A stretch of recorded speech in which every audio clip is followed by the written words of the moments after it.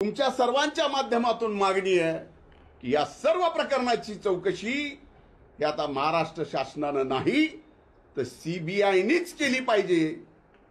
आणि याच्या पलीकडे जाऊन सांगतो, तर माझ्या मनात जरी असं पाप आलं असेल, कुणाला मारायचं,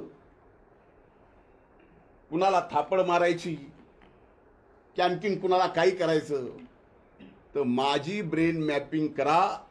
माझ्या ब्रेन मॅपिंग सोबत जरांगेची करा, जे आता आरोपी पकडलेत त्यांचीही करा, आणि ब्रेन मॅपिंग सोबत नार्को टेस्ट सुद्धा करा।